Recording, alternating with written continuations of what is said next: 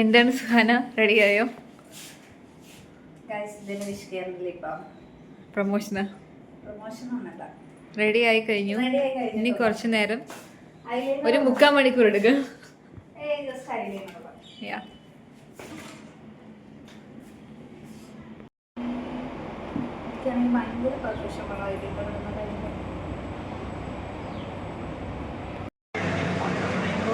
നമ്മൾ ഫ്രഷായി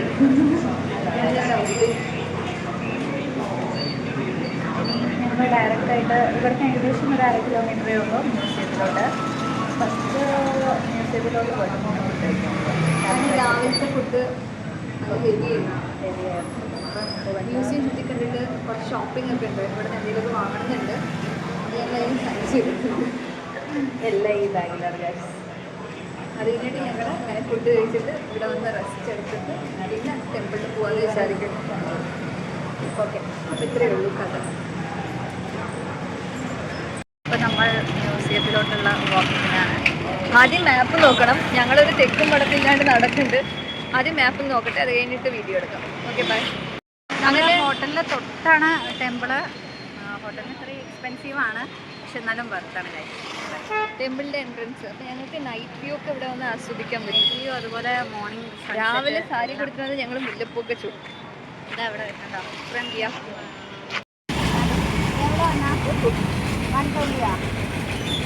ഈ വളാമാല ഇപ്പടിയെല്ലാം എടുക്കുന്ന സ്റ്റോറ് ഫാൻസി. അപ്പോൾ ഞങ്ങൾ ഇവിടുന്ന് മറാത്ത പാലസിലേക്ക് പോവാണ്, തഞ്ചാവൂർ പാലസിലേക്ക് പോവാണ്. 120 റുപ്പീസാണ് ഇവിടെ മിനിമം ചാർജ്. ജസ്റ്റ് 1/2 കിലോമീറ്ററാണ് ഉള്ളത്. പക്ഷെ നടക്കാനുണ്ട്. ഞങ്ങളാണെങ്കിൽ കുട എടുത്തിട്ടില്ല, വയ്യ.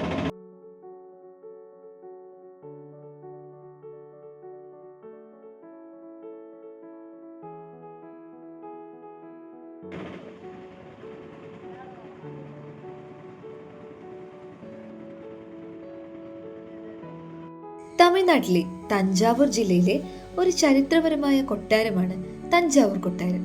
ഇവിടെ സന്ദർശിക്കുന്ന സഞ്ചാരികൾക്ക് തമിഴ്നാടിന്റെ സംസ്കാരവും ചരിത്രവും മനസ്സിലാക്കാൻ സാധിക്കും.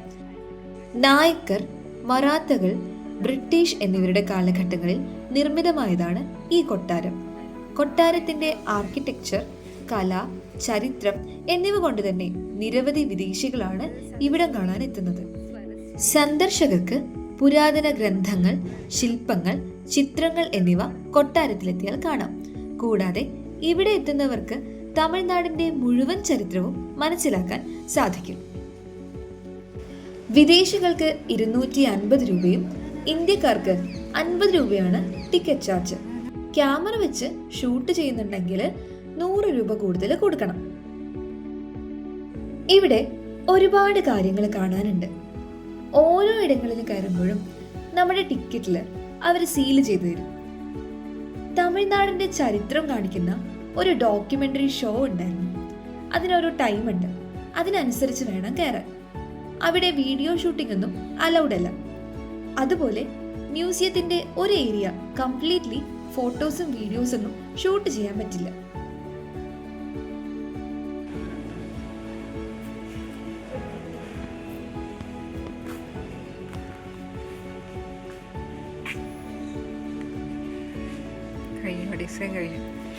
மாவட்டத்தில் அமைந்திருக்கும் மிக முக்கிய வழி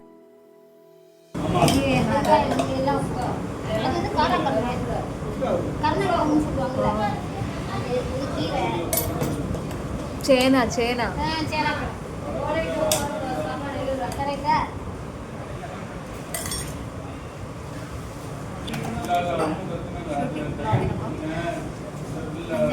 സാധാ ചോറ് സാധാ ചോറ് സമാധാന രീതി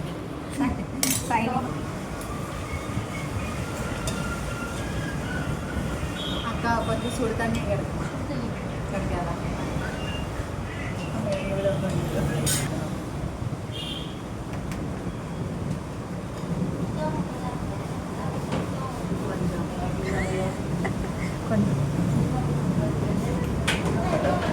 എനക്കും ആ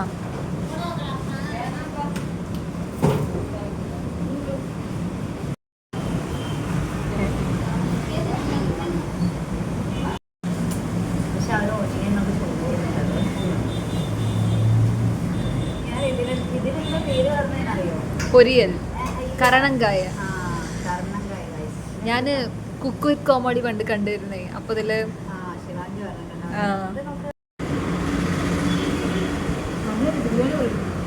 ഓഹോ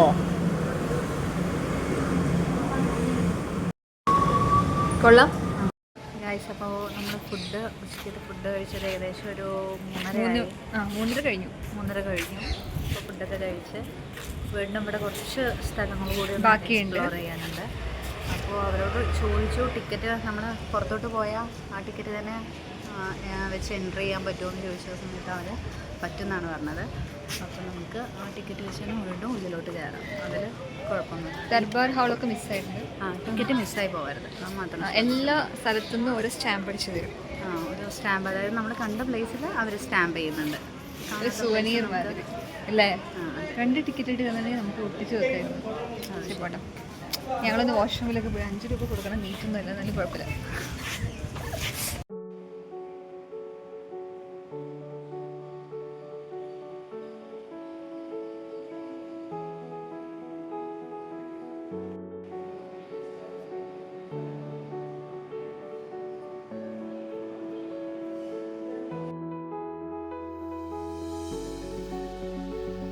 ഇനി നമ്മൾ പോകുന്നത് ദർബാർ ഹാളിലോട്ടാണ്. അപ്പോൾ അത്യാവശ്യം ഏരിയ നമ്മൾ ഇത്ര നേരത്തിൽ കവർ ചെയ്തിട്ടുണ്ട്. ഇനി ദർബാർ ഹാൾ എങ്ങനെയാണെന്ന് ഒന്ന് നോക്കാം.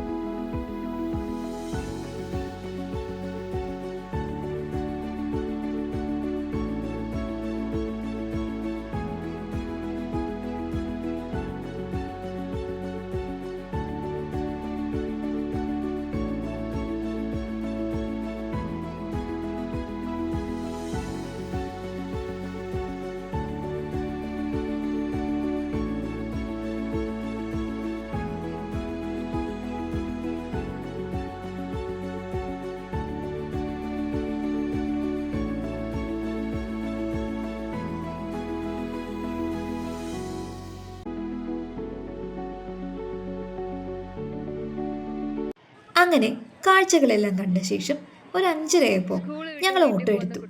റൂമിലേക്കെന്ന് പറഞ്ഞപ്പോൾ 100 രൂപയാവും എന്ന് പറഞ്ഞു. പോകുന്ന വഴിയിൽ ഡ്രൈവർ പറഞ്ഞു തഞ്ചാവൂർ വന്നാൽ പോകേണ്ട മറ്റൊരു ക്ഷേത്രം കൂടെ ഉണ്ട്, ബംഗാരു കാമാക്ഷിയമ്മൻ ടെമ്പിൾ. അവിടെ പോയി പ്രാർത്ഥിച്ചാൽ 3 ദിവസത്തിനകം ഫലമുണ്ടാകുന്നു. എന്നാൽ പിന്നെ അങ്ങോട്ട് പോകാം എന്ന് കരുതി. അങ്ങനെ ഞാൻ അമ്പലത്തിൽ കയറി പ്രാർത്ഥിച്ചു. പിന്നീട് ഞങ്ങൾ റൂമിലേക്ക് പോയി.